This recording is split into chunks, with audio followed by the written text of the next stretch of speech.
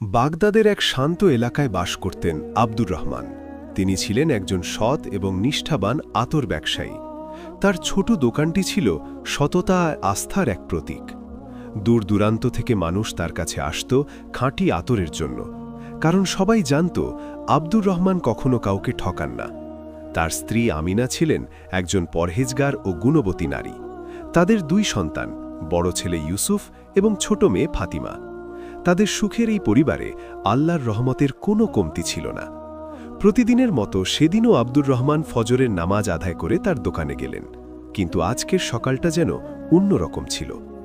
দোকানে প্রবেশ করে তিনি দেখলেন সবকিছু এলোমেলো। রাতের আধারে কেউ হয়তো তার দোকানে ঢোকার চেষ্টা করেছিল, যদিও কিছু খোয়া যায়নি।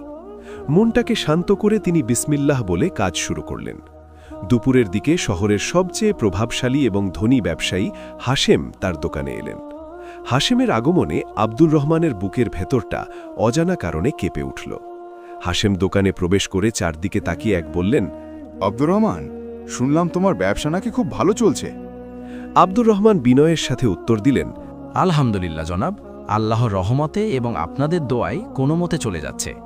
হাশেম তার আসল উদ্দেশ্য প্রকাশ করে বললেন, আমি তোমার এই দোকানটি কিনতে চাই। এর পাশেই আমার বিশাল গুদামঘর রয়েছে। এই জায়গাটা আমার প্রয়োজন। তুমি যত দাম চাও আমি দিতে রাজি আছি। আব্দুর রহমানের মাথায় যেন আকাশ ভেঙে পড়ল। এই দোকান শুধু তার রুটি রুজির উৎস নয়, এটি তার বাবার শেষ চিহ্ন। আব্দুর রহমান বললেন, জনাব, দয়া করে আমাকে ক্ষমা করবেন।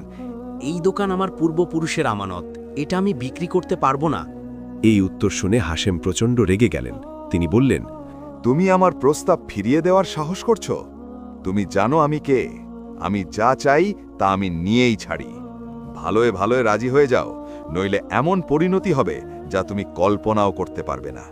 আব্দুর রহমান শান্তভাবে বললেন, আমার রিজিকের মালিক আল্লাহ, আমি তার উপরই ভরসা রাখি। হাশেম রাগে গেলেন, কিন্তু যাওয়ার আগে হুমকি দিয়ে গেলেন, তোমাকে এর ফল ভোগ করতে হবে আব্দুর রহমান, খুব শীঘ্রই। সেই রাত থেকেই শুরু হল আব্দুর রহমানের জীবনের সবচেয়ে কঠিন পরীক্ষা। গভীর রাতে একদল মুখোশধারী লোক তার দোকানে হামলা করল। তারা দোকানের সমস্ত আতরের বোতল ভেঙে চুরমার করে দিল, আসবাবপত্র তছনছ করে দিল এবং যাওয়ার আগে দোকানে আগুন লাগিয়ে দিল। প্রতিবেশীদের চিৎকারে যখন আব্দুর রহমান ছুটে এলেন, তখন তার স্বপ্নের দোকানটি দাউ দাউ করে জ্বলছে। বহু কষ্টে আগুন নেভানো হলেও কিন্তু ততক্ষণে তার সব কিছু পুড়ে ছাই হয়ে গেছে। পরদিন সকালে আব্দুর রহমান যখন ধ্বংসস্তূপের সামনে দাঁড়িয়েছিলেন, তখন শহরের কোতোয়াল সেখানে এলেন। কিন্তু কোতোয়াল তাকে সাহায্য করার বদলে উল্টো চুরির অপবাদ দিয়ে গ্রেফতার করলেন।